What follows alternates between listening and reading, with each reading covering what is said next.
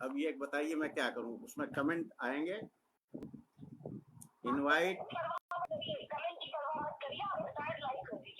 कर दिया, मैं आ रहा हूं, इसमें दिख रहा हूं।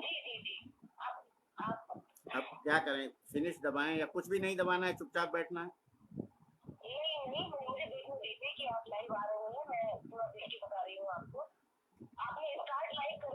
हाँ कर दिए।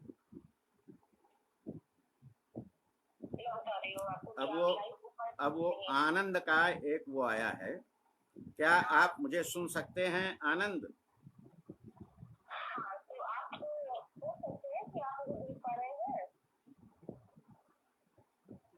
अब मैं उसमें वो आ रहा है गो लाइव, नहीं मैं ये पूछ रहा हूँ।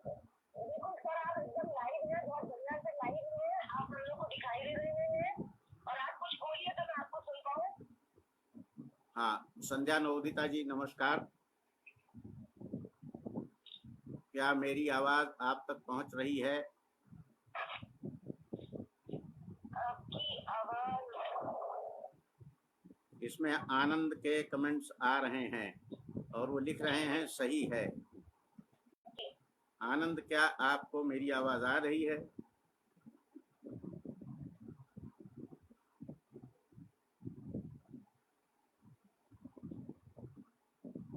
आवाज साफ है, तो क्या मैं ये कार्यक्रम प्रारंभ करूं? आप बताइए आनंद।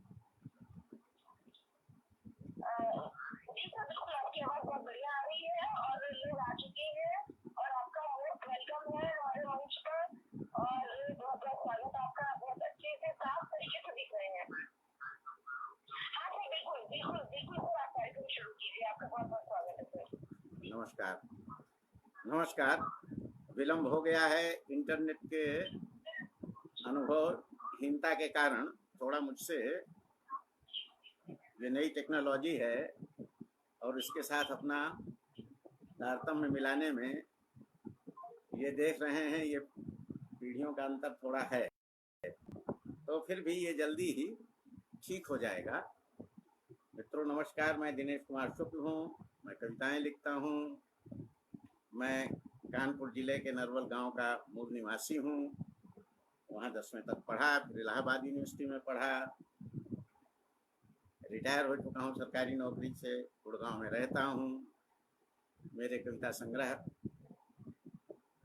7 और 2 चयनित 9 और 1-2 पुस्तकें जो मैंने संपादित की हैं कुंवर नारायण जी की, और कुछ काव्यानुवाद मृदा के एक पुस्तक ये प्रकाशित हैं। संभवतः कुछ मित्र मुझे पहले से भी जानते हैं, क्योंकि समय काफ़ी बीत चुका है, इसलिए मैं अपनी बात शुरू करता हूँ।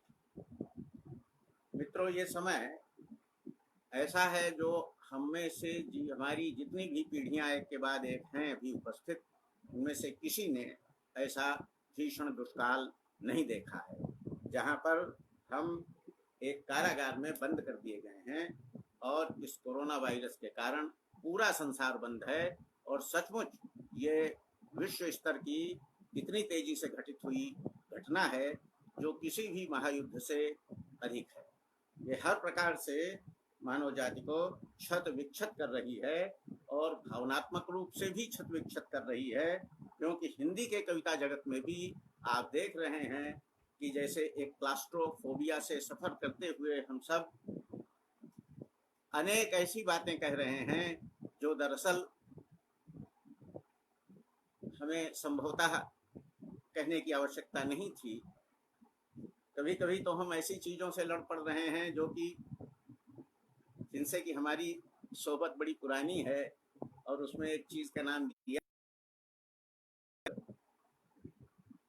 असल में जो जितने लोग अभी लिख रहे हैं उसमें मैं नहीं जानता हूं कि कितने लोग शार्दुल क्रीडित में लिख रहे हैं, कितने लोग हरिगीतिका में लिख रहे हैं, कितने सवैया में लिख रहे हैं। लेकिन अब ये समस्या नहीं है, ये क्लास्ट्रोफोबिया से जनित है और कोरोना की बंदी के कारण इस प्रकार के हमारे मनोवेग आते रहेंगे जाते रहेंगे। इसलिए इसको छोड़ते हुए मैं अपनी बात को आगे बढ़ाता हूँ और मैं इस समय के कुछ कवियों को शुरुआत में कोट करना चाहूँगा, और उसमें से मेरे ही गृह जनपद के एक प्रिय कवि हैं और उनकी एक कविता ऐसी लगती है जैसे वो आज की, बिल्कुल आज की कविता का मैनिफेस्टो हो, और इतना शॉर्ट, इतना सघन, इतना संक्षिप्त कविता में आने वाला मैनिफेस्टो मैंने नहीं देखा है। इसलिए मैं चाहूँगा कि आप लोगों के साथ मैं उस छोटे से मैनिफेस्टो को शेयर कर सकूं। और ये कवि हैं वीरू सोनकर। वीरू सोनकर, अगर आप इसमें उपस्थित हैं तो मैं आपकी इस कविता को प्रस्तुत कर रहा हूं और आपका अभिनंदन करता हूं। ये कविता है जिसको मैंने मैनिफेस्टो कह रहा हूं। मैं कौन, मैं कौन। साहस से पहले भय आया, साहस से पहले भय आया, और भय से पहले लोभ, सबसे अंत में मैं आया। साहस से पहले भय आया, से पहले लोभ, सबसे अंत में मैं आया, और मैंने फैसला किया कौन जाएगा, कौन रुकेगा। मैंने फैसला किया कौन जाएगा, कौन रुकेगा। फिर जो रुका उसने तय किया कि मैं कौन था। ये कविता यहाँ समाप्त होती है, और ये इस रूप में मैनिफेस्टो है कि स्वयं को परिभाषित करते हुए, अपने को अपने समय के कोऑर्डिनेट्स में प्लेस करते हुए, अपने सबसे भौतिक, सबसे मूलभूत आवेगों को सामने लाते हुए और उनको एक दूसरे से जोड़ते हुए एक कवि ऐसी अपनी बात कह रहा है जो कि हमारे अस्तित्व से ही संबंधित है। मैं इस कविता के बाद एक छोटी सी कविता और पढ़ना चाहूंगा। उसका अंश ये है।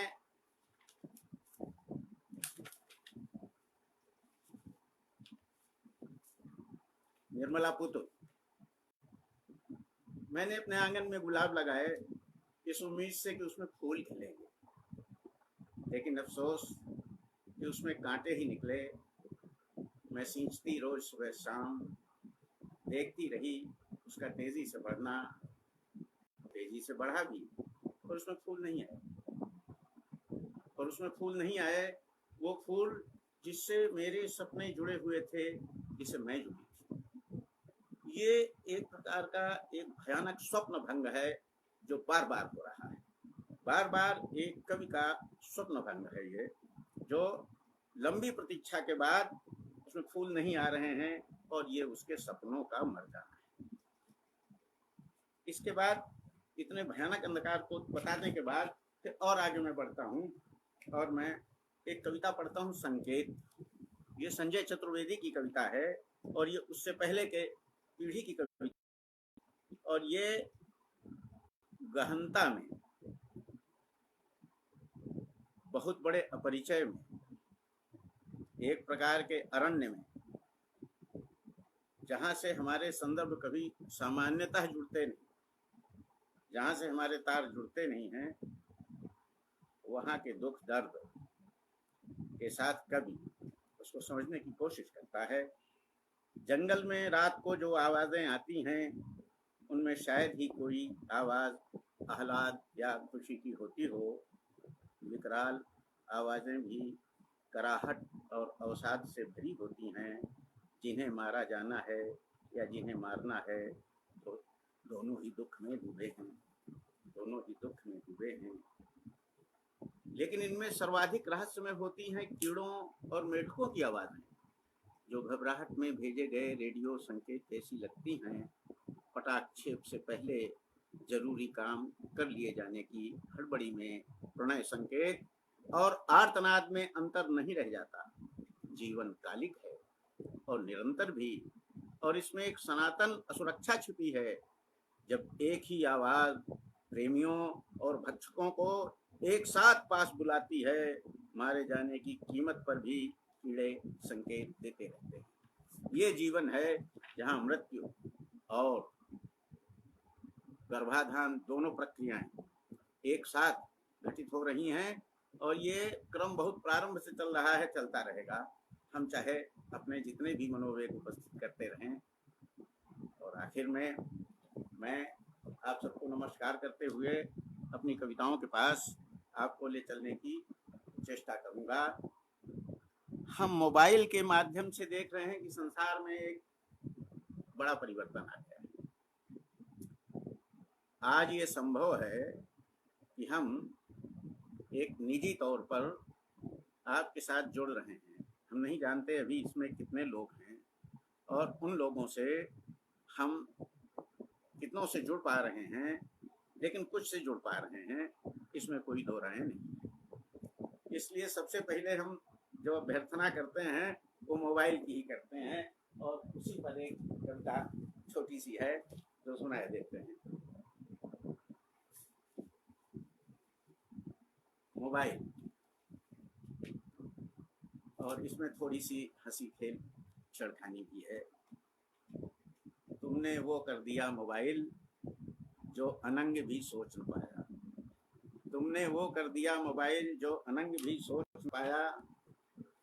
किस्सा ख्वानी की गलियों की खुशबू से तुमने, किस्सा ख्वानी की गलियों की कलियों की खुशबू से तुमने, क्वांग तुंग के युवा भिक्षु की प्रज्ञा की परिमिति के भीतर सौरभ कलित प्रश्नाकुल उदग्रता भर दी। किस्सा ख्वानी की गलियों की कलियों की खुशबू से तुमने, क्वांग तुंग के युवा भिक्षु की प्रज्ञा की परिमिति के भीतर सौरभ कलित प्रश्नाकुल उदग्रता भर दी। सात सात पर्दों के भीतर बंदी पाटल की आभा को गजनी से गांधार स्वाद से मुक्त कराकर जन विमुक्ति की अरुणाभा में सप्त सिंधु के पार जगाया। कौन कहां से बात कर रहा है? इस सात सात पर्दों के भीतर बंदी पाटल की आभा को गजनी से गांधार स्वाद से मुक्त कराकर जन विमुक्ति के कवि के मन में रत्नदीप की अरुणाभा में सप्त सिंधु के पार जगाया। तुमने वो कर दिया मोबाइल जो अनंग भी सोच न पाया।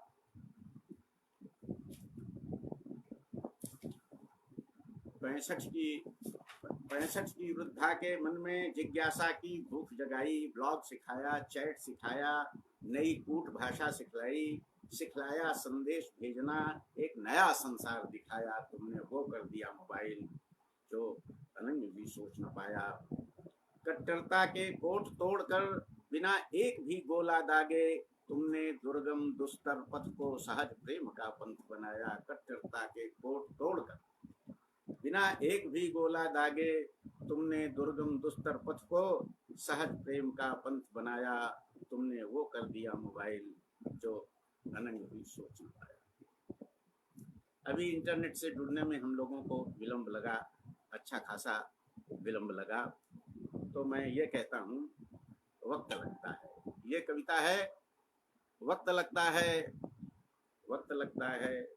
अब कैसे कहूँ तुमसे, कैसे कहूँ, अब तुमसे कैसे कहूँ कि लगभग दौड़ कर पकड़ा मैंने पृथ्वी को इस बार प्रदक्षिणा। अब कैसे कहूँ तुमसे कि लगभग दौड़ कर पकड़ा पृथ्वी को इस बार प्रदक्षिणा में मैंने, वरना मैं भी चांद की तरह पीछे छूट जाता। वरना मैं भी चांद की तरह पीछे छूट जाता और घूमता रह जाता अपने आवर्त में। वरना मैं भी चांद की तरह पीछे छूट जाता और घूमता रह जाता अपने आवर्त में। वक्त लगता है पृथ्वी की गति से अपनी गति मिलाने। वक्त लगता है पृथ्वी की गति से अपनी गति मिलाने में। वक्त लगता है एक दूसरे को समझने में। वक्त लगता है एक दूसरे को समझने में। वक्त लगता है, वक्त लगता है कदम से कदम मिलाकर जीवन भर साथ साथ चलना सीखने में। वक्त लगता है, वक्त लगता है कदम से कदम मिलाकर जीवन भर साथ साथ चलना सीखने में। एक कविता है चलचित्र। ये देखिए, इसमें कुछ प्रकृति के चित्र आ रहे हैं। वो पूरी सृष्टि ही, दरअसल सभी लोग कह रहे हैं कि वो शब्दमयी है। प्राचीन ग्रीक सभ्यता में लोगोस, उसको टेस्टामेंट में भी शब्द, हर जगह शब्द की बात कही जा रही है। और दो चीजें ऐसी हैं जो आकर के मनुष्य के प्रारंभ में ही मिली। एक तो चित्रकला, जो उसने चित्र बनाना, की आकृतियां खींचना, और उससे निकली लिपि। और दूसरा, उसने विचित्र आवाजें देखी, उन आवाजों को जोड़ा, उन आवाजों को जोड़ जोड़ करके बना शब्द, और इस तरह भाषा धीरे धीरे बढ़ी होगी, ऐसा मेरा अनुमान है। तो सुनिए, इसीलिए आते हैं भृंग पतंग कि उनके गुंजार से लिपट कर फूलों का पराग पुंकेसर वृक्षों वनस्पतियों को फलीभूत करता उड़ता चला जाए वसंत के गर्भ में। इसीलिए आते हैं भृंग पतंग कि उनके गुंजार से लिपट कर फूलों का पराग और पुंकेसर वृक्षों वनस्पतियों को फलीभूत करता उड़ता चला जाए वसंत के गर्भ में, ताकि निदाग की प्रचंडता को महुआ कर सके मद से स्निग्ध, ताकि निदाग की प्रचंडता को महुआ कर सके मद से स्निग्ध, और आम उसे नहला दे अमरत्व से, और आम उसे नहला दे अमरत्व से। इसीलिए आते हैं भृंग पतंग। इसीलिए आती है रात, इसीलिए आती है रात बिना कुछ कहे कि दिन भर की थकान अपमान लांछना वंचना को धोकर बहा ले जाए। इसीलिए आती है रात, इसीलिए आती है रात बिना कुछ कहे कि दिन भर की थकान अपमान लांछना वंचना को धोकर बहा ले जाए। धाराएं स्वेद की इसीलिए आती हैं कि उड़ा ले जाएं निश्वास उन्हें दूर गहरी नींद की दुनिया में। इसीलिए आती है रात बिना कुछ कहे। कभी कभी इसीलिए आता है एक क्षण, कभी कभी इसीलिए आता है एक क्षण कि सधा हुआ तीर उथले पानी की मछली को बींध कर में खुद भी कांपे पीड़ा में कि पानी में लहरों का भूकंप भर जाए। कभी कभी इसीलिए आता है एक क्षण कि सधा हुआ तीर उथले पानी की मछली को बींध कर खुद भी कांपे पीड़ा में कि पानी की लहरों का भूकंप भर जाए। अभी अभी केंचुल छोड़कर आया हुआ धामिन, अभी अभी केंचुल छोड़कर आया हुआ धामिन पानी के कंपन को छूता है जीभ से। अभी अभी केंचुल छोड़कर आया हुआ धामिन पानी के कंपन को छूता है जीभ से, और क्षण भर धूप में स्टील की तरह चमकता है धामिन, स्टील की तरह क्षण भर धूप में चमकता है धामिन, अभी अभी केंचुल छोड़कर आया हुआ।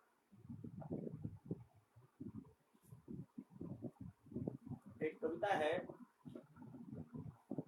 जो इधर ही की कविता मैं आपको सुना रहा हूँ, ये किसी पुस्तक में नहीं है। यह है नीम आबाद गंज। ये खंडहरों का मोहल्ला है। वास्तव में हमारे घर के आसपास खंडहर बहुत गांव में है, और उसी का प्रतीक उठा दिया है, नीम आबाद गंज।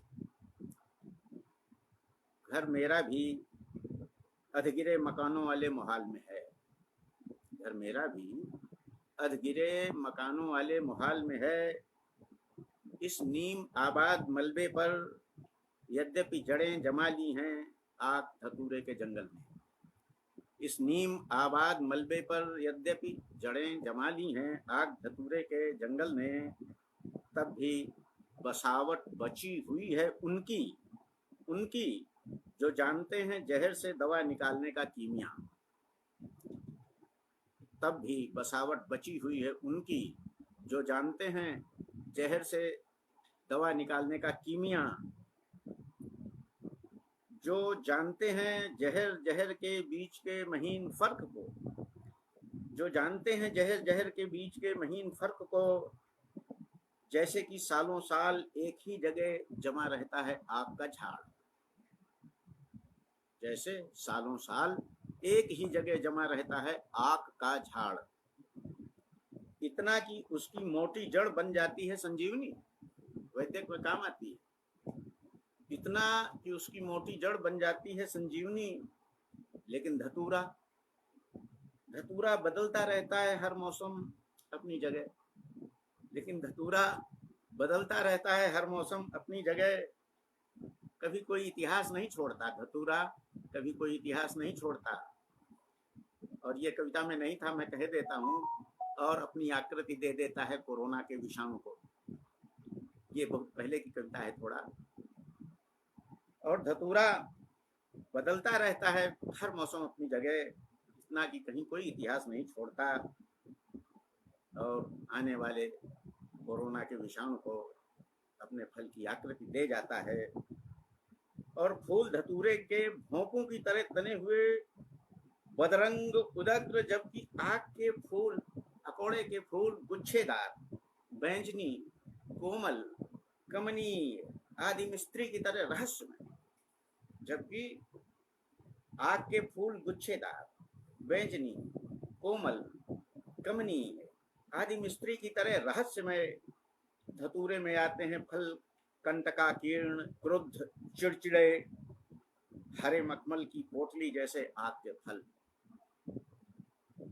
हरे मखमल की पोटली जैसे आग के फल, जिनके खुलते ही निकलती हैं उड़ती हुई चांदी के पंख और बालों वाली परियां हजार। और आग के पत्तों और तनों में तो भरा है जैसे क्षीर सागर, दूध भरा होता है, वो दवा है।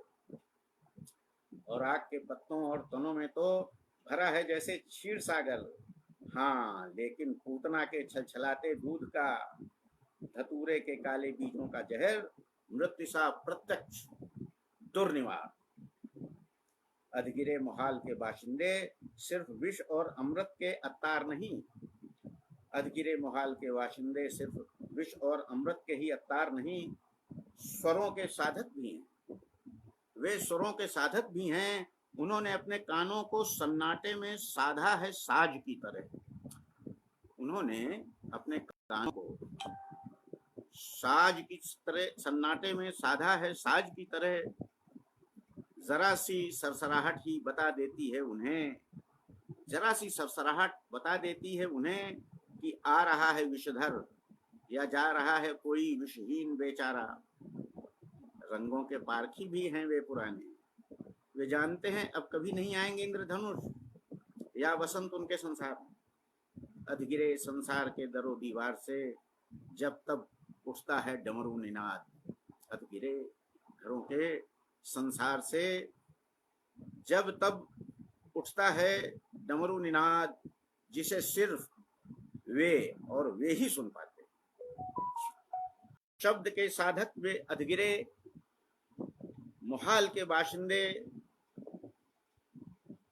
शब्द के साधक वे अधगिरे मोहाल के बाशिंदे वाणी और भाषा की गोद में ही सो जाते हैं, वाणी और भाषा की गोद में ही सो जाते हैं। और चिर जागृत स्वप्न में जाने किस बात पर मंद मंद मुस्काते हैं, और चिर जागृत स्वप्न में जाने किस बात पर मंद मंद मुस्काते हैं। अब मैं दूसरी कविताएं तरफ जा रहा हूँ जो पुरानी है, मैं समय जानता नहीं इतना मेरे पास बचा है। ये कविता है ललमुनिया की दुनिया। उलझी पुलझी झाड़ी लाखों साल पुरानी, उलझी पुलझी झाड़ी लाखों साल पुरानी, उस पर बैठी ललमुनिया थी बहुत सयानी। उलझी पुलझी झाड़ी लाखों साल पुरानी, उस पर बैठी ललमुनिया थी बड़ी सयानी। इस टहनी से उस टहनी पर फुदक रही थी, टहनी में कांटे कांटों में टीस भरी थी। इस टहनी से उस टहनी पर फुदक रही थी, टहनी में कांटे कांटों में टीस भरी थी। लगती थी सूखी झाड़ी पर हरी भरी थी, लगती थी सूखी झाड़ी पर हरी भरी थी, और फूल खिले थे फूल खिले थे, फूलों में मुरझाया था मन, फूलों में मुरझाया था मन, तौला मैंने फिर तौला अपने मन को, तौला मैंने फिर तौला अपने मन को, लिखा मिटाया फिर जीवन को, तौला मैंने फिर तौला अपने मन को, लिखा मिटाया फिर जीवन को, और खुद को ठोंक बजाया पत्थर पर दे मारा, खुद को ठोक बजाया पत्थर पर दे मारा, हारी बाजी जीता जीती बाजी हारा, तौला मैंने फिर तौला अपनी, साधा फिर माया ठगिनी के ठनगन को, साधा फिर माया ठगिनी के ठनगन को, वन देखे ही आंखें दे दी इनको उनको, वन देखे ही आंखें दे दी इनको उनको, फिर भी खालिस बचा ले गया मैं बचपन को, फिर भी खालिस बचा ले गया मैं बचपन को, झाड़ी में ललमुनिया में दुनिया, झाड़ी में दुनिया में झाड़ी में ललमुनिया में दुनिया में जीवन था बचपन की आंखों के हंसते नील गगन में, देखा उड़ती चली जा रही थी ललमुनिया, झाड़ी में ललमुनिया में जीवन में, झाड़ी में ललमुनिया में दुनिया में जीवन में हंसता बचपन की आंखों के हंसते नील गगन में, देखा चली जा रही थी उड़ती ललमुनिया, टूटी फूटी भाषा अगड़म बगड़म बाजी, टूटी फूटी भाषा अगड़म बगड़म पानी, ये दुनिया ललमुनिया की ही कारस्तानी, टूटी फूटी भाषा अगड़म बगड़म बानी, ये दुनिया ललमुनिया की ही कारस्तानी, कौवा कोयल तोता मैना की शैतानी, झूठ मूठ की भरो हुकारी, झूठ मूठ के नाना नानी, झूठ मूठ के भरो हुकारी, झूठ मूठ के नाना नानी। एक दूसरी कविता है, ये सुनिए, ये लड़की और लड़कों और लड़कियों के प्रश्नों में एक अंतर होगा। ये कविता है ननिहाल में सवाल।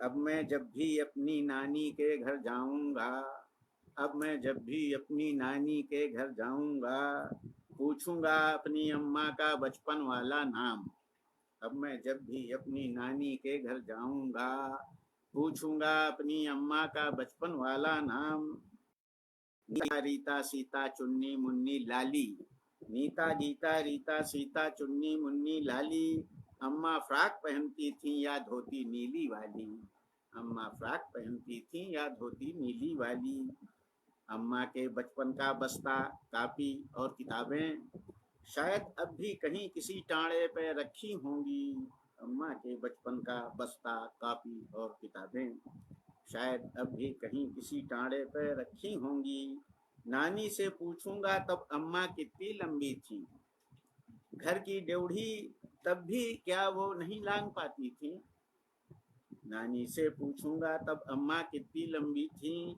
घर की ड्योढ़ी तब भी क्या वो नहीं लांग पाती थी, क्या तब भी अम्मा की बोली डरी डरी रहती थी, तब डोली में या मोटर में अम्मा विदा हुई थी, क्या लड़कियां विदा होने के बाद सदा रोती हैं, लेकिन मैं तो लड़का हूँ, मैं ये सब क्यों पूछूंगा, लेकिन मैं तो लड़का हूँ, मैं ये सब क्यों पूछूंगा, हाँ जिज्जी का मन हो तो वो खुद नानी से पूछें, हाँ जिज्जी का मन हो तो वो खुद नानी से पूछें, मैं तो लड़का हूँ, मैं ये सब क्यों पूछूंगा। 7:30 बजे तक समय है, धन्यवाद। दूसरी कविता है विडंबनाएं, विडंबनाएं। इन दिनों क्या हुआ है, इन दिनों इधर क्या हुआ है कि अक्सर विडंबनाएं ही यथार्थ का निर्माण करने लगती है। इन दिनों इधर क्या हुआ है कि अक्सर विडंबनाएं ही यथार्थ का निर्माण करने लगती है, छूते ही रस्सी बन जाती है सचमुच का सांप, छूते ही रस्सी बन जाती है सचमुच का सांप। और मृग मरीचिका की बाढ़ में सिर्फ उम्मीदें ही नहीं, समूची सभ्यताएं डूबी चली जाती हैं। मृग मरीचिका की बाढ़ में सिर्फ उम्मीदें ही नहीं, समूची सभ्यताएं डूबी चली जाती हैं। विजित, मर्दित, पर्यटित, पददलित, समूची सभ्यताएं डूबी चली जाती हैं मृग मरीचिका की बाढ़ में। और ये भी खूब कि सत्य के ही समुद्र में डूबती है यथार्थ की नाव। और ये भी खूब कि सत्य के समुद्र में ही डूबती है यथार्थ की नाव। अपने को फुलाते फुलाते गुब्बारे सा एक दिन धड़ाम से फूटता है साम्राज्य। और विडंबना कि ठीक उस देखना चाहता, और विडंबना कि ठीक उसी वक्त साम्राज्य की आंखें देखना चाहती हैं इतिहास का अंत। इधर तो विडंबनाएं अक्सर ही जाने क्या क्या किया था।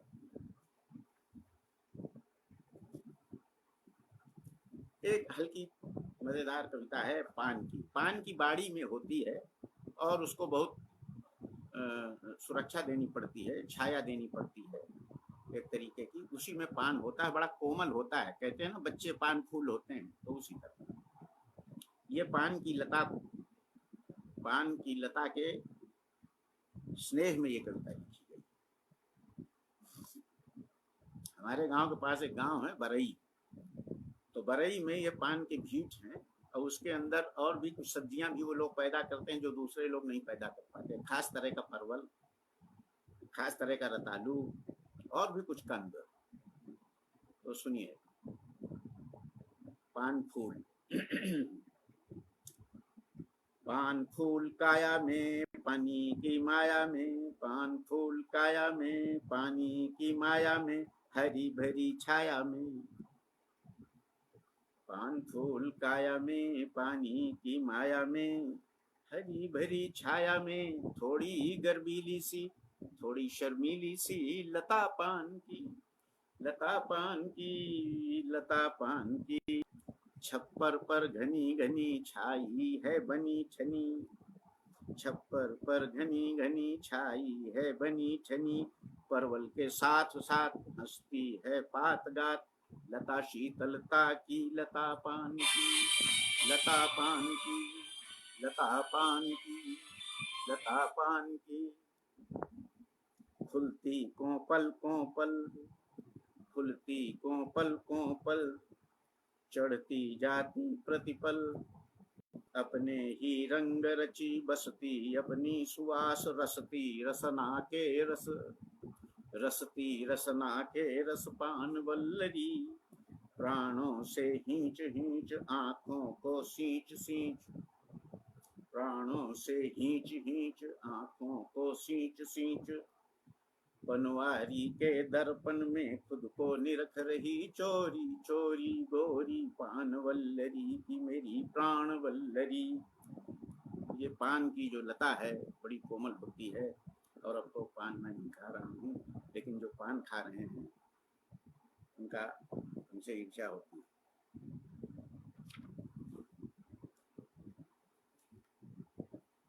एक छोटी सी कविता है, धरती माँ का दूध।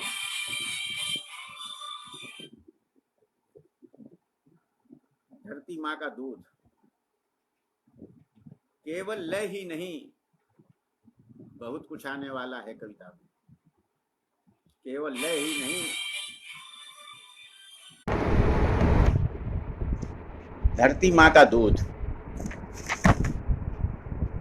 केवल लय ही नहीं, बहुत कुछ आने वाला है कविता में।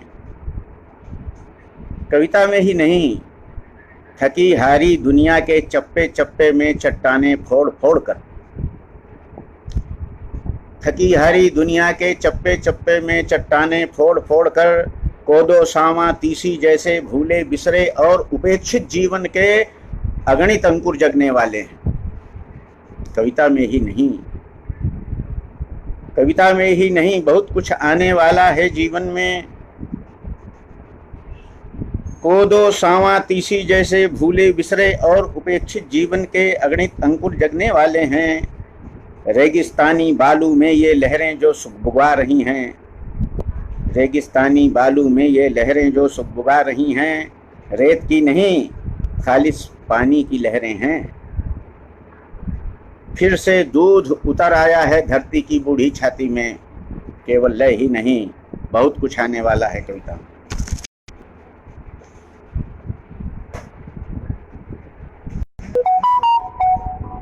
पानी पी लूं मैं जानता हूं विलंब में आया हूं और दोष है मेरा, क्योंकि मुझे इंटरनेट की उतनी समझ शायद नहीं है।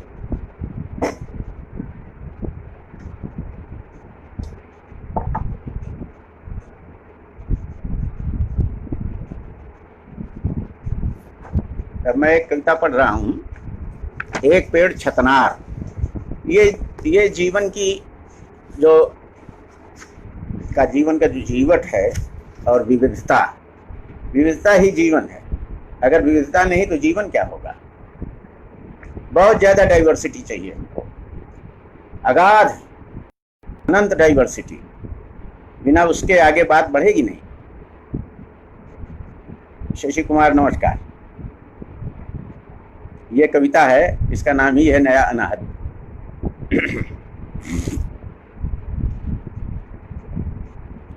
एक छतनार वृक्ष है और उसमें भांति भांति के दुनिया भर के जितने संभव पक्षी हैं, प्राणी हैं, सब रहते हैं। तो ये मैं कोशिश करता हूं कि मैं पढ़ूं। मन में एक पेड़ छतनार, तहाँ पे पंछी बसें हजार। मन में एक पेड़ छतनार, तहाँ पे पंछी बसें हजार। कोयल कौआ और कठफोर, तोता मैना बगुला आवे पंख पसार। लावे पढ़िना मछली मार, पेड़ुकी करें गुटुरबू प्यार। हार लावे लकड़ी चार, मन में एक पेड़ छतनार। मन में एक पेड़ छतनार, तहाँ पे पंछी बसें हजार। कोयल कौआ और कठफोर, तोता मैना हंस चकोर। बगुला आवे पंख पसार, लावे पढ़िना मछली मार। पेड़ुकी करें गुटुरगू प्यार, हार लावे लकड़ी चार। तेहि तरु झूमे एक भुजंग, तेहि तरु झूमे एक भुजंग। घूमे फिरे हवा की भंग, लह लह लहरें लाए अनंग। नीचे नाचे चपल कुरंग। इस जीवन से भरे हुए पेड़ में और नीचे एक हिरन नाच रहा है। नीचे नाचे चपल कुरंग, फूलें कमल भोर भिनसार। फूलें कमल भोर भिनसार, देहरी नांगें गोइयां चार। आगे धरें चरण सुकुमार, टूटे सब दिश वज्र के वाण। आगे धरें चरण सुकुमार, टूटे 10 दिश वज्र के वाण। टुक टुक देखें मोर चकोर, टुक टुक देखें मोर चकोर। फिर तो बना सांप की डोर, चुनकर मोटी वाली डाल। उसमें अपना झूला डाल, मिलके झूलें गोइयां चार। गावें कोमल मेघ मल्हार, उनके मन में सिंधु अपार। जिसमें गरज रहा है ज्वार, मन में एक पेड़ छतनार। तहाँ पे पंछी बसें हजार। मन में एक पेड़ छतनार, तहाँ पे पंछी बसें हजार। टुक टुक देखें मोर चकोर, फिर तो बना सांप की डोर। चुनकर मोटी वाली ढाल, उसमें अपना झूला डाल। मिलके झूलें गुइयां चार, गावें कोमल मेघ मल्हार।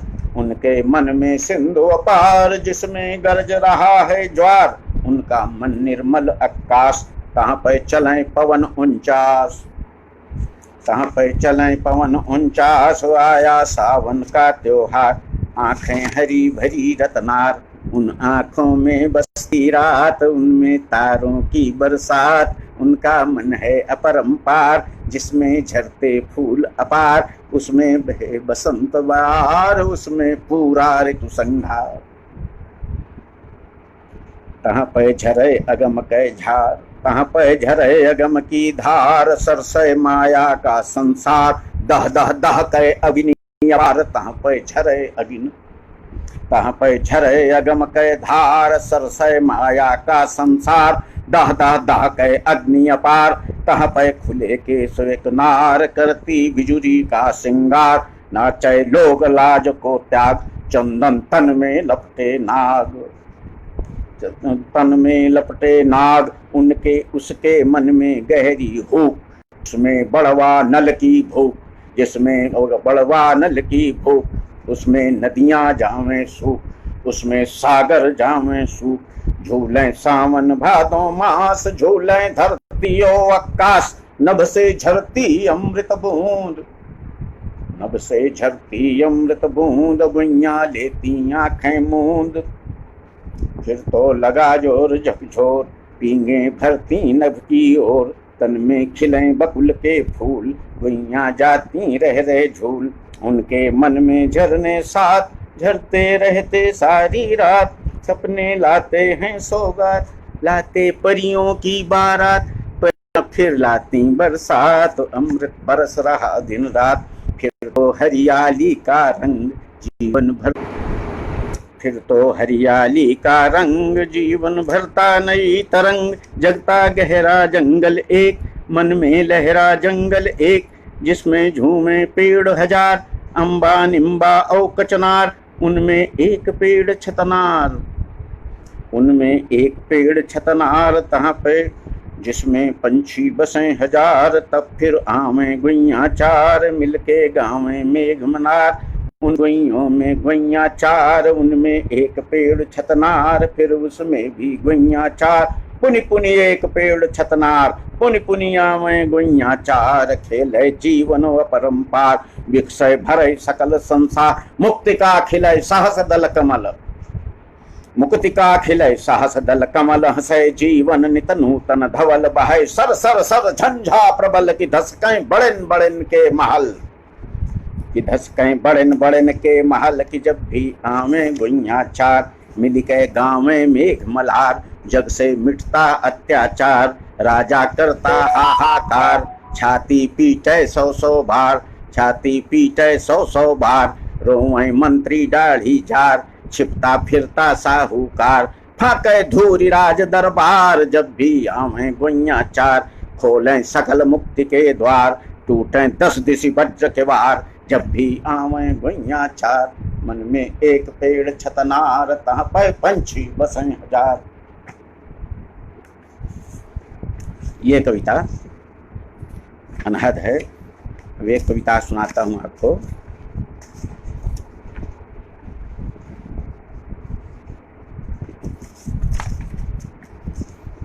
यह है भीतर कवि थे, भीतर कवि थे, भीतर कवि थे बाहर कविता, भीतर कवि थे बाहर कविता, बाहर कविता भीतर कवि थे बाहर कविता, बाहर सड़कें पिघल रही थीं, बाहर सड़कें पिघल रही थीं, कविता उन पर खेल रही थी, बाहर सड़कें पिघल रही थीं, कविता उन पर खेल रही थी, तारकोल में जीवन जल के स्वप्न, जीवन जल के स्वप्न, अभी यहाँ फिर वहां, वहां फिर लप लप पानी चमक रहा था तलवारों सा, भीतर कवि थे बाहर कविता, कविता भी कविता भीतर कवि थे बाहर कविता, भीतर कवि थे खंडन मंडन और विखंडन के घन घोर चल रहे थे घन, भीतर कवि थे खंडन मंडन और विखंडन के घन घोर चल रहे थे घन, नमस्कार थे पुरस्कार थे,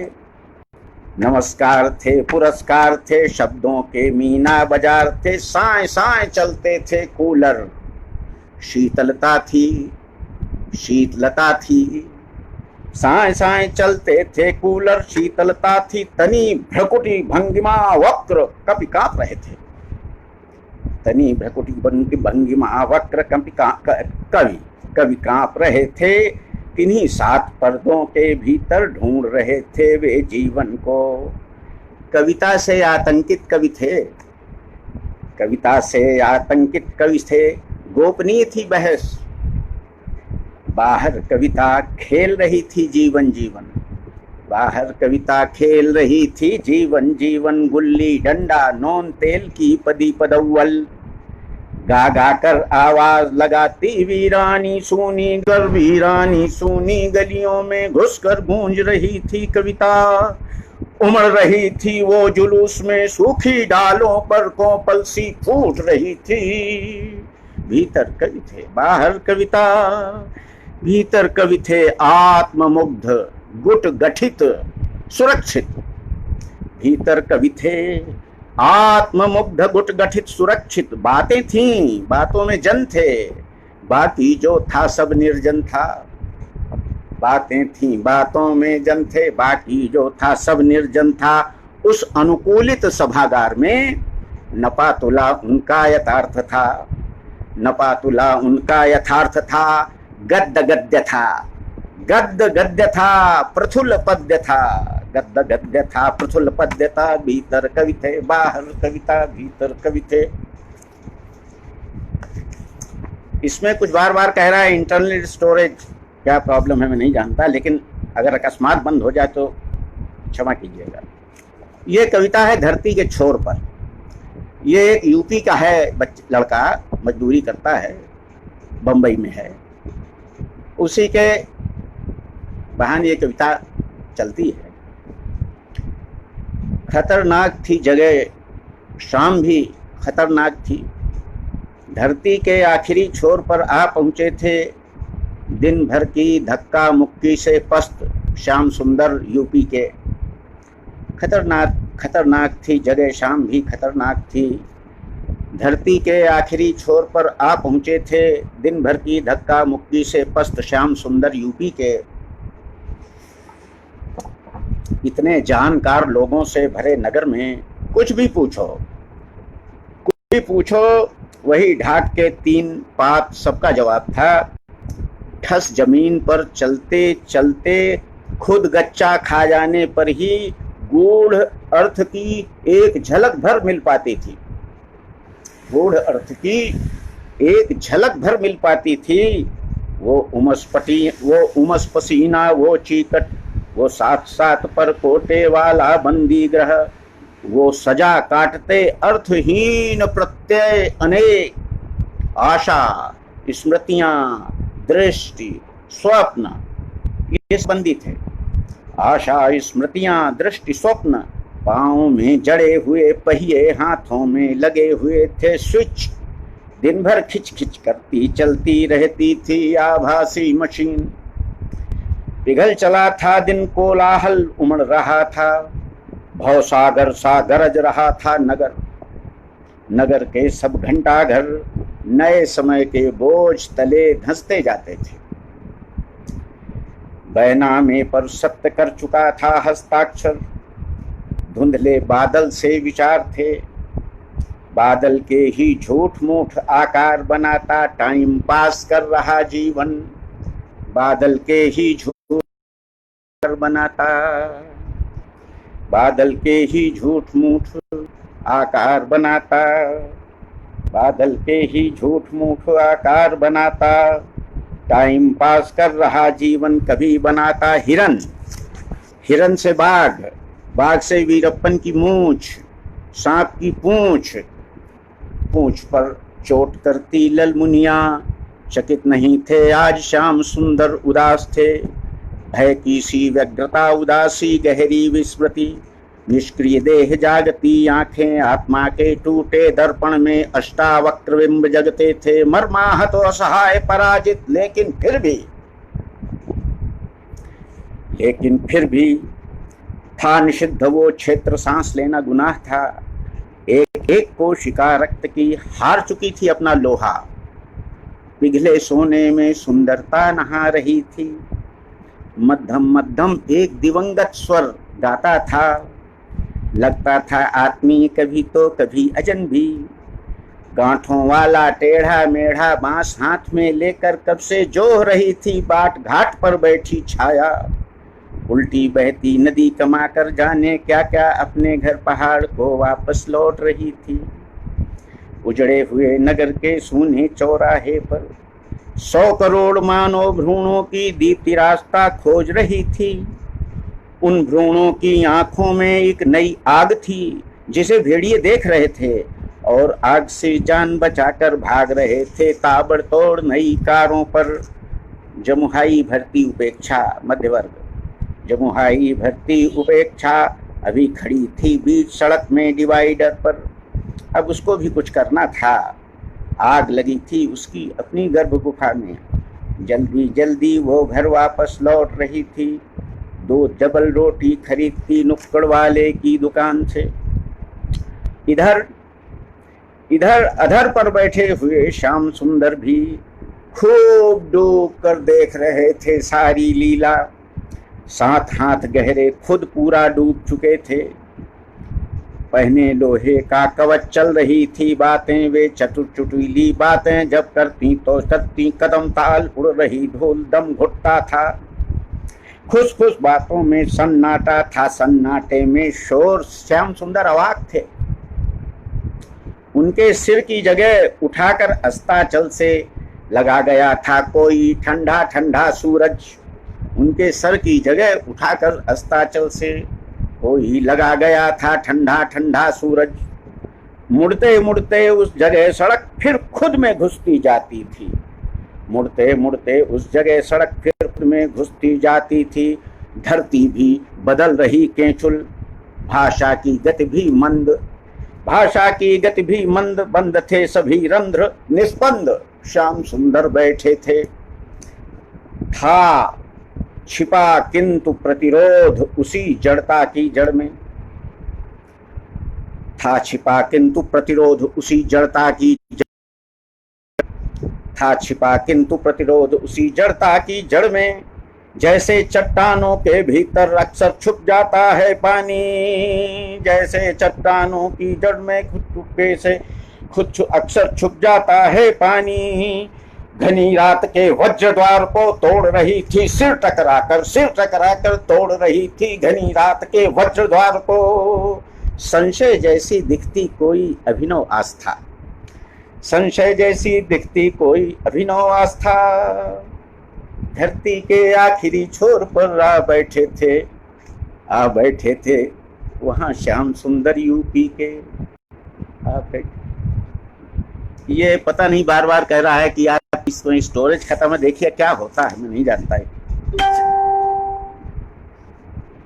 ये चल पाता है कि नहीं चल पाता है सेशन, मगर कोशिश करता हूं जहां तक चला सकता हूं। अगली कविता है किसी आग का खेल है ये दुनिया।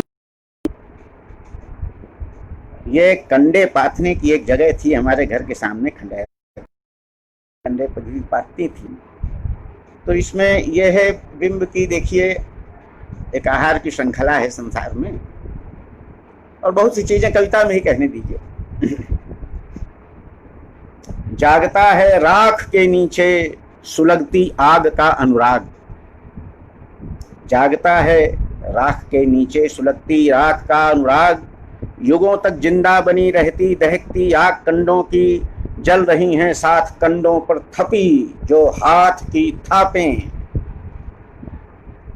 जल रही हैं साथ कंडों पर थपी जो हाथ की थापें।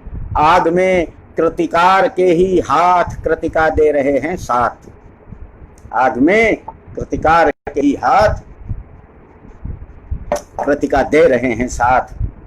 खुली आंखों में चराचर की अहर्निश जागती है चेतना की आग।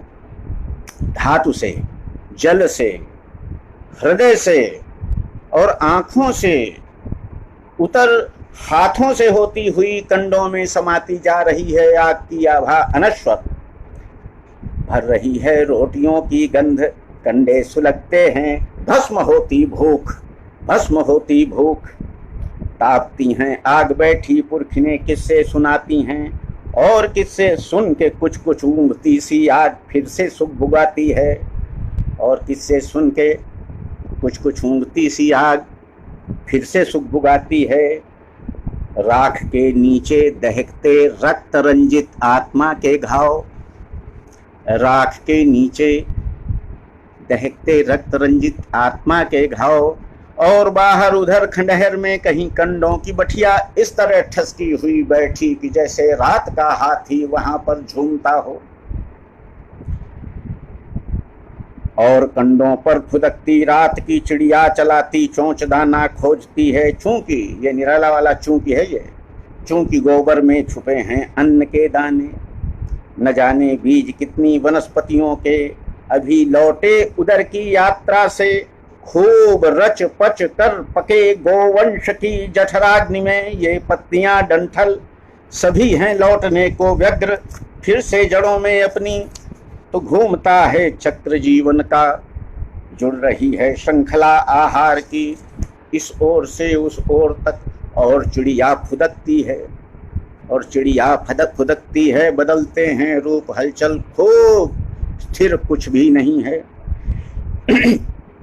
आ रही बहती हुई सलवट, न जाने ये कहाँ से आ रही बहती हुई सलवट, न जाने ये कहाँ से, कहीं कुछ टूटा जहां से उठ रही है ये दरार, कहीं कुछ टूटा जहां से उठ रही है ये दरार, उलझता विन्यास से विन्यास, फैलती है लहर के ऊपर लहर, इस छोर से उस छोर तक। तो रात की अध खुली आंखों से अचानक टपकती है बूंद, जिसमें भीगता भूखंड सारा, बिलबिलाकर अंकुरित हो रही धरती लिख रही है दूब का दोहा, शिखरणी बाजरे की और भुजंग प्रयात जैसी लहलहाती सरसराती जा रही है सर्पगंधा, गा रहे हैं ढाक के पत्ते पत्ते अभंग, झूमते हैं धान जैसे मुक्त छंद, और ज्यामिति के सभी आकार, और ज्यामिति के सभी आकार पादप जगत में साकार, इसके पात वृत्ताकार, उसकी पत्तियां तलवार, इसकी जड़ों का विस्तार, उलझा हुआ अपरंपार, उसका रूप शंक्वाकार, इसकी फली में झंकार, इसमें बांसुरी का राग, उसके फूल तक में आग, उसके फूल तक में आग, जिसमें दाल पकती और रोटी फूलती है और कंडे सुलगते हैं, तृप्ति का उठता हुआ मीठा धुआं, और माँ की आंख से फिर टपकता वात्सल्य का अनुराग, वात्सल्य का अनुराग, अनुराग के रंग रंगी इतनी अभिव्यक्ति से अब क्या कहिए, अनुराग के रंग रंगी इतनी अभिव्यक्ति से अब क्या कहिए, किसी आग का खेल है ये दुनिया, इस आग की आंच जरा सहिए, यही फूल में अन्न में गोबर में, यही फूल में अन्न में गोबर में, इसमें नित अर्थ नए लहिए, इसमें नित अर्थ नए लहिए, और इसमें ही अथाह प्रवाह भरा गहरी यह धार इसे गहिए, और यह भाव की भूमि भदेश भली, यह भाव की भूमि भदेश भली से छोड़ के और कहाँ रहिए, यह भाव की भूमि भदेश भली से छोड़ के और कहाँ रहिए। अभी पता नहीं कितना समय है मेरे पास, मैं नहीं जानता कितना समय है।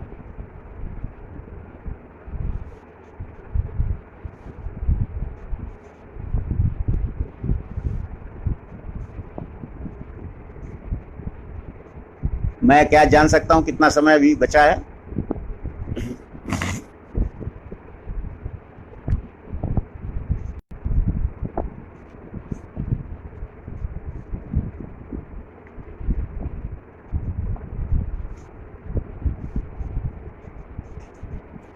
ये कविता है, रेनी डेकार्त एक मैथमेटिशियन थे, फिलोसफर थे, और उन्होंने कैसा विचार दिया जिससे कि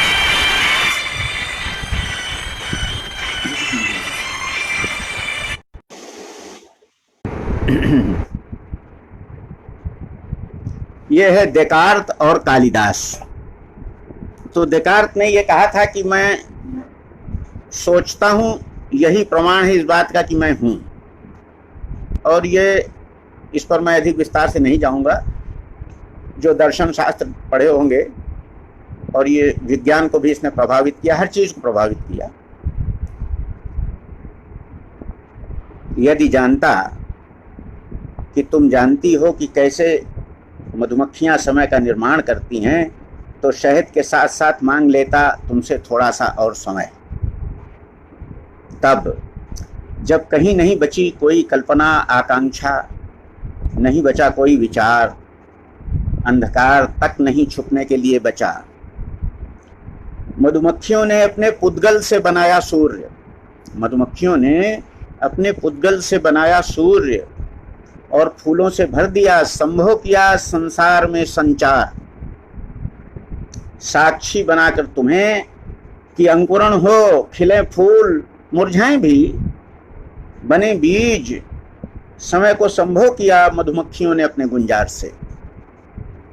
मधुमक्खियों ने ही तुम्हें सुनाया प्रसंग कि ये जो जल है ये भी सोचता है, ये अग्नि भी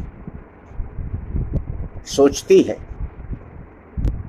ये दुख है और विचार में डूबा है। क्या सोचता है जल? अग्नि क्या जानती है? दुख कितना गहरे डूबा है किन विचारों में? दुख कितना गहरे डूबा है किन विचारों में? देकार्त ने पूछा कालिदास से, देकार्त ने पूछा कालिदास से, देकार्त ने पूछा यदि समय से निकलती है स्मृति, यदि समय से निकलती है, क्या स्मृति से नदी निकल सकती है? यदि समय से निकलती है स्मृति, तो क्या स्मृति से नदी निकल सकती है? नदी से गेहूं और गेहूं से किस तरह निकलती है भूख? क्रोध से प्रेम अग्नि की तरह कैसे हो जाता है प्रकट? कविता के बारे में जब देकार्त ने कुछ नहीं पूछा तो कालिदास हुए आश्वस्त।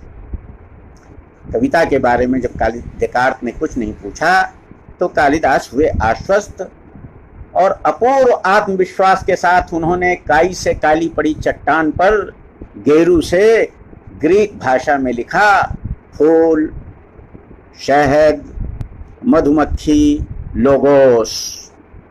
लोगोस माने शब्द, लोगोस। और ये भी बता दूं, जहां कालिदास का स्थान है उसी के पास, विदिशा के पास, ग्रीक भाषा में लिखा हुआ एक स्तंभ भी है, हीलियोडोरेण महाभागेन। हीलियोडोरस वहां तक गया था, उज्जैन के पास तक, और वहीं शायद वो स्तंभ अभी भी है, उसमें हीलियोडोरस का नाम भी लिखा है, और संस्कृत और ग्रीक दोनों में। लोगोस, मधुमक्खियों ने ही बताया तुम्हें कि हमें भी बताओ तुम कि क्या सोच रही हैं नदियां इन दिनों। हवा और बच्चे क्यों हैं सहमे हुए? आग क्यों धधक रही है लिप्सा की? तूफान क्यों घिरता आ रहा है भ्रम का? आंसुओं में क्यों है इतना नमक? आखिरकार कपड़े उतारकर प्रजातंत्र ने पहन ही लिया राजमुकुट। जब नहीं होंगी मधुमक्खियां तब क्या होगा उदुम्बर के मधुकोश का? किस छत्ते में तब तुम हाथ डालोगी? जानता हूं कि जानती हो कि हम जानते ही हैं कितना। ये समाप्त हो रही है, और इसके साथ ही एक, अगर संभव हुआ तो मैं 4 लाइन की कविता सुनाकर आप लोगों को नमस्कार कर रहा करूँगा। ये अंतिम कविता है, एक लंबी कविता का अंश मैं पढ़ना चाहूँगा। अवध्य नहीं है कवि।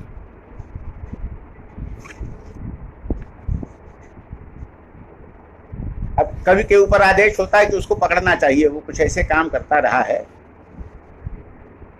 तो हिस्टीरिया में चीखती है दर्पांगना, चाबुक पटकती है, आदेश देती है कि कवि को मार डालो, कि उसी ने बच्ची को सिखाया था सावन और कजली के गीत गाना।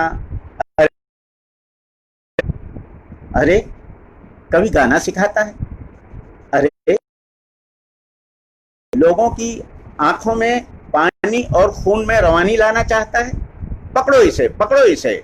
उमड़ती है पिशाच भीड़, भागता है कवि। वो ब्रह्मांड के दहकते अंगारों पर भागता है नंगे पांव। वो ब्रह्मांड के दहकते अंगारों पर भागता है नंगे पांव। एक के बाद एक ग्रह तारे फलांगता हुआ आकाश गंगा में तैरता वो पार करता है पदार्थ की नदी, और उसके दूसरे तट से उचक कर देखता है कि धरती पर इतिहास के अवसान की घोषणा के बावजूद निर्बाध निसंकोच घटित हो रही हैं कुछ घटनाएं। जैसे रसखान की स्निग्ध मुस्कान में नहाकर ललमुनिया झाड़ियों में फुदक फुदक चुनती है करील के बीज। बेर की डाल पर झुलाकर अपना वास्तुशिल्प बया पक्षी चहकता है उल्लास में। कंगूरों से फड़फड़ाकर उड़ते हैं कबूतर और आकाश की नीलिमा में जाकर नहाते हैं। एक लड़की चुपके से लिखती है प्रेम पत्र। एक किसान धीरे धीरे गुनगुनाता है बिरहा। रेल का अकेला एक इंजन चला जा रहा है गाता हुआ अपनी लय में। निर्जन में एक तितली फूलों के पराग से अपने रंग रंगती है। पनहारिनों का भेष धनकर पनहारिनों का भेष धरकर अवधी, बैसवाड़ी, भोजपुरी, ब्रजभाषा, मगही, मारवाड़ी, पहाड़ी और बहुत सी सखियां पनहारिनों का भेष धरकर अवधी, बैसवाड़ी, भोजपुरी, ब्रजभाषा, मगही, मारवाड़ी, पहाड़ी और बहुत सी सखियां पनघट पर कहीं मिल बैठती, ढोलक बजाती, गीत गाती हैं और इस तरह फिर से भाषा को करती हैं सजल। और इस तरह फिर से भाषा को करती हैं सजल। चकित होकर देखता है कवि की अखबार बेचने वाला लड़का तेजी से साइकिल चलाता चलाता घुस गया है गरजती घनघोर सड़कों में निर्भय निरातंक। कभी लौटने का मन बनाता है, कभी लौटने का मन बनाता है। नमस्कार, आप लोगों ने समय दिया और इसके साथ मैं नमस्कार करता हूँ। बहुत अच्छा हुआ। कोई मुलाकात देकार्त की कालिदास से नहीं हुई थी, लेकिन कविता के स्पेस में तो हो ही सकती है। कालिदास कोई भौतिक वस्तु नहीं है, आज भी हैं, और देकार्त भी कोई भौतिक नहीं रह गए, वो आज भी हैं और उनकी मुलाकात होती ही होगी। अभी हम लोगों से भी हो रही है। ये लोग तो ऐसे हैं कि जो आज तक हैं। बहुत धन्यवाद आपको। अब मैं इसमें फिनिश का बटन है, इसको दबा दूं।